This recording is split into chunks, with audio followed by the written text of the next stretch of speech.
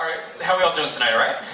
Okay, so around the world, here's what I have. The moral of the story, because this part of the protocol here is to tell the moral, alright? What the moral here is that you have to be careful when you go, whether abroad or at home, especially abroad. You have to watch out, because people might not be what they seem at first. People who seem nice might not be so much. People who might have a reputation that precedes them to be somewhat surly and burly might not be so bad either. Here's what happened. I went over to Spain, this was several years ago, and I was looking for a shore resort among my different travels. And I was told by friends, recommended around the Costa Brava, Catalunya area, which is near Barcelona, but this isn't a story about Barcelona. Very beautiful town, but that's a story for another time. I had gone to many shore resorts, and I was warned against one particular resort, which reverse psychologically galvanized me all the more to go headlong towards it. Okay, it could be considered the Jersey Shore of Costa Brava. It's known as Lloret de Mar. I don't know if you've ever been in this area. Lots of licentiousness and libertines, male and female. Okay, around, you know, the 20-something, 30-something age. It's not really me. But I just wanted to see what a slice of Spaniard life was like, a bit on the wilder side, kind of walk on the wild side, so I took it upon myself to get in my rented car, which was decent, and take my trusty camera, which perhaps I shouldn't have done. Okay, it's not a good idea to take a camera with you to the beach, but I was a tourist, so what the hell, it was all tourist attractions. So I get there, and there's a guy who greets me. He's kind of like this Ghostbusters gatekeeper of a gate person at the beach. And he says, like, yeah, I don't know, there's no ghosts here, but in any case, he's like, sorry, I lost my place. He goes like, how are you doing today, sir? And I was like, this great impeccable English, and it was fine because I could speak Spanish, but it was a really, really nice guy. I get there to the beach, I set my place, incidentally, in front of a bunch of, like, burly, surly guys. And one guy looks like a really nice guy, and he's smiling, and he says, hey, mira este cabrón con la cámara. Okay, which means, look at this blank with the camera. Okay.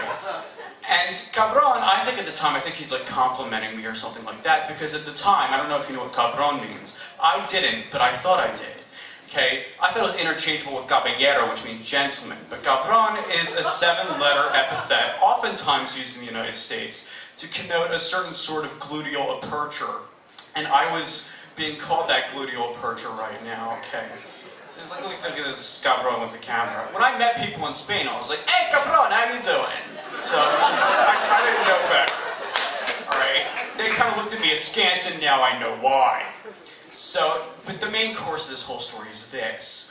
I was also warned against the occasioning of what's known as hooligans, okay? These are people from the UK usually, and they football, not like the football throwing the pigskin and kicking it around, etc., and rugby as well. They're supposedly taken upon themselves to trouble people, to not so much ask them, but just go ahead and beat the living shit out of them. Okay, supposedly these are hooligans, you have to watch out for them. I go to this certain place, just kind of a chintzy food place, and I see this one girl walk by, and she's amazing. She's beautiful, the image of perfection. She has sporting one attribute, nothing scandalous. 3 words, windshield wiper ponytail. I don't know if you've ever seen this before, but it's amazing. I don't know if girls, this could be anywhere around the world, whether in the United States or in Europe, whether at the beach or at the mall. Okay, some girls must use some kind of like mutated relaxant. It's amazing. The hair just sweeps back and forth. Let me simulate this for you right now. Please trouble not to peg me while I turn around for any hair purists. But basically it goes like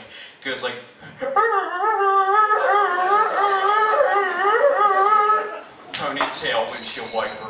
I'll abbreviate this WWP. So I see the WWP-clad lady walking down. She has a summer dress on, nothing scandalous, but it's amazing. And it's figuratively wiping away my tears of longing.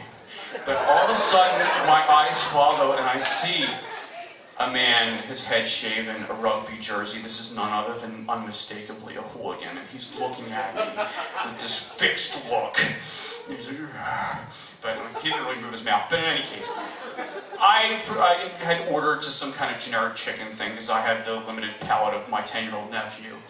He pulls aside a waitress. He's like, you know, he doesn't pull her aside, waves her aside, orders something. And I'm like, what the heck is this? And he trains this look on me. and I'm thinking to myself, like, and he's giving this kind of mean yet tender look. I'm like, I don't know what this is about. He's going to tenderize me. So then, I'm waiting, I'm thinking to myself, did he order a bull, in Spain? Did he order, like, a local? Is he going to eat, like, a Spaniard? But nothing, what to my wandering eyes come out but a 1.5 tall ice cream sundae, okay? And he looks at me after a minute or so and points, and he has a couple spoons. I'm like, no, I don't have ice cream with you.